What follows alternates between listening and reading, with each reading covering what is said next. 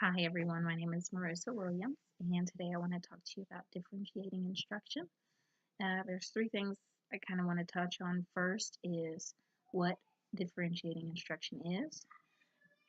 The second is why we should use differentiating instruction, and the third is how you can use it in your classroom. So first of all, differentiating instruction is basically varying your content and tailoring it to the needs of the students in your classroom. Because as teachers, we know that we have a very diverse group of students coming from different places. Here in Lawton, especially with there being a military base, you have students that have come from all over and are going to be at different levels in their reading skills. So you want to vary your content. You might have some students working on short A. You might have some students working on consonant digraphs, consonant blends, schwas. The list goes on. But you want to get an idea of where your students start based on some form of assessment, and those assessments could be DIBELS testing, STAR testing, Words Their Way testing.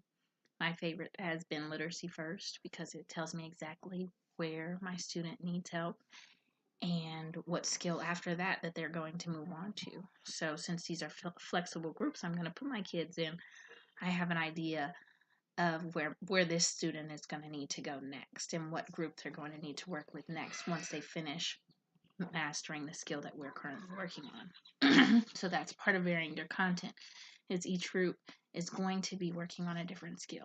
Now, differentiating instruction doesn't necessarily mean that students have to be in a group, but it would work best if students are in a group because then they are focused on their skill and their need. And research has proven that flexible grouping increases learning gains in students, even when compared to classrooms that have high quality teaching.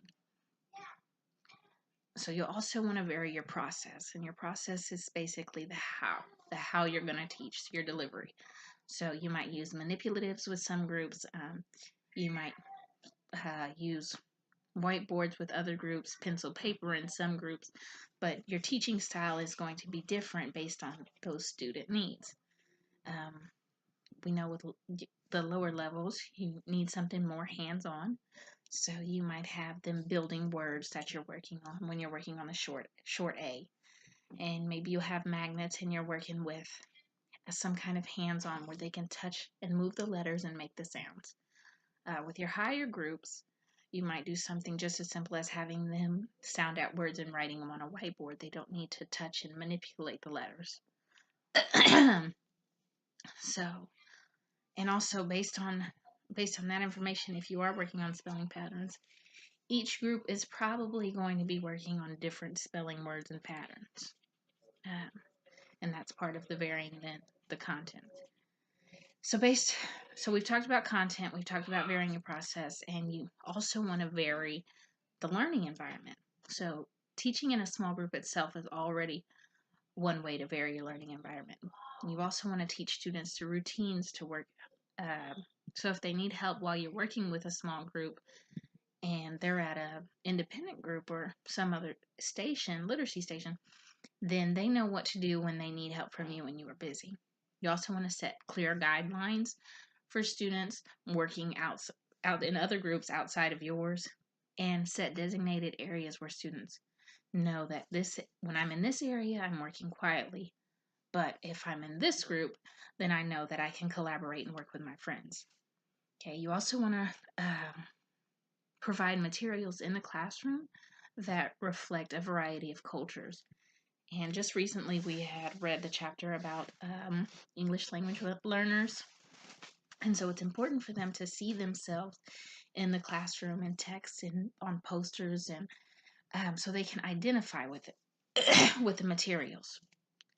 You also want to vary your reading levels. You want to provide materials that are for two grade levels above the class that you're teaching, and even two to three grade levels below the class that you're teaching, so that all students have the opportunity to find a text that they are able to read and decode on their own and feel successful. Another good thing about teaching in small group stations is that it provides response to intervention. We know that Most schools use the three-tiered process, where the first tier is that whole group instruction that we give to a majority of our students, and that second tier is that small group instruction. But if you're working in small group stations, you've already given them that small group instruction, and you can see the needs and how they're progressing. Another thing is that working in small groups increases learning gains.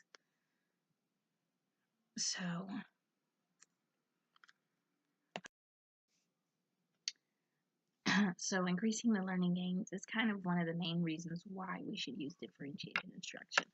Another reason is that there's no one strategy that's going to teach all of our students. There's no one way we can teach every single student with the same strategy. It's going to have to vary. Research has shown us that some strategies that work great for some students don't work so well for others, and the reverse.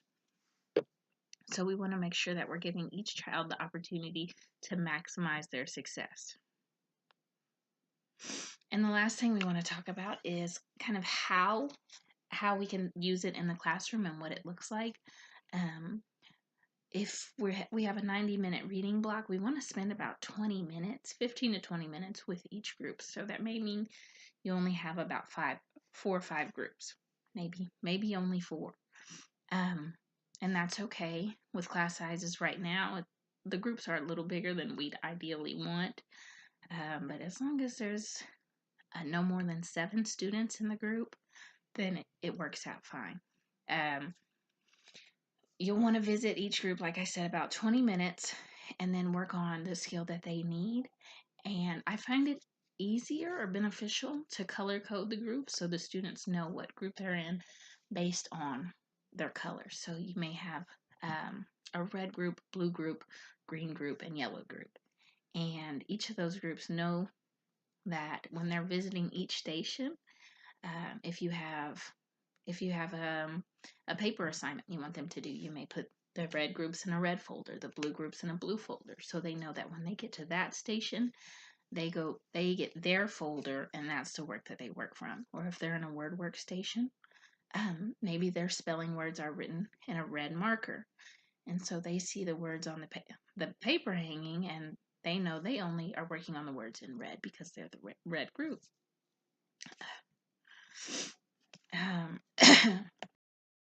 You'll also want to keep some kind of chart hanging in the classroom that lets the students know what stations they're going to be working in that day. So it may look like Monday, Tuesday, Wednesday, Thursday, Friday, and then you have the groups listed up there, and they know on Monday they're going to do word work, they're going to a game station, they're going to teacher table, and they're going to do seat work. And they know which station they're doing first and what stations follow, so that when the timer goes off, they know they clean up their area and they know where they're headed next. And that kind of allows our transition time to move much faster, so we're not wasting time in transitions having to decipher where students are going to go next. You want to keep it in a routine so that they know what's expected of them and they can do it on their own with minimal support from the teacher.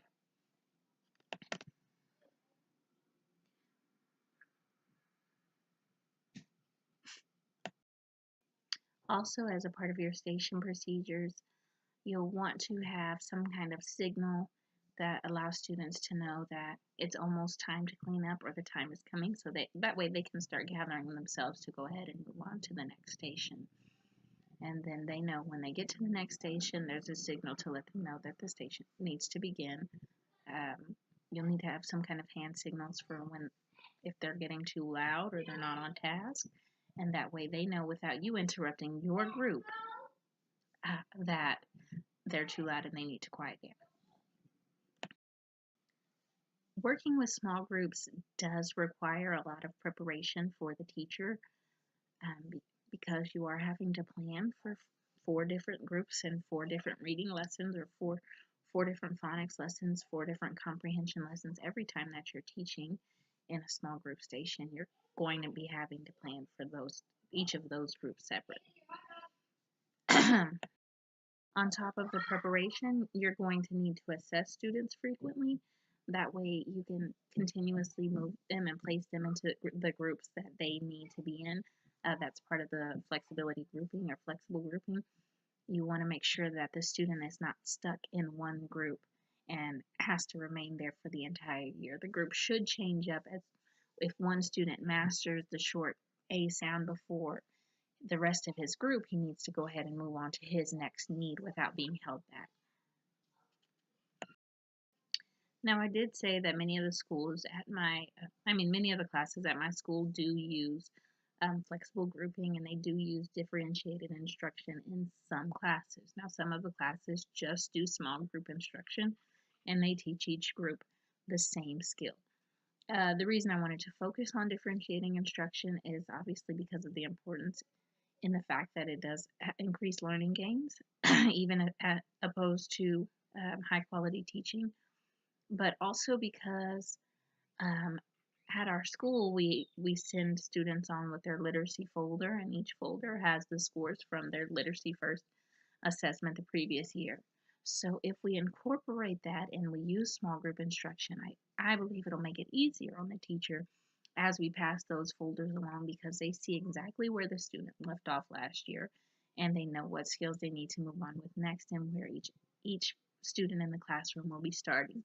And these folders are wonderful because they allow us to create groups before we even start our assessments. Not to say we don't have to assess in the beginning of the year, because that's still important, because over the summer some students may have lost some skills and need to brush up on them before um, picking up where they left off. But the fact that we have them, we have a general idea of where they'll start, and you can even start on the last skill that they had mastered before the school year let out. That way you kind of pick back up on where you left off, and you brush up on what they might have lost over the summer.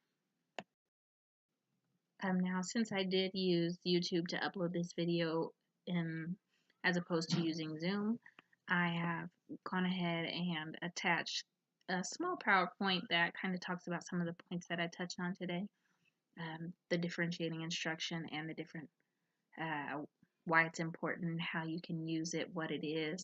I think most of us are already familiar with differentiating instruction, but I think that kind of discussing how you can implement it into your classroom kind of gives you a better understanding of how easy, well, not how easy it can be, but how much easier it can be.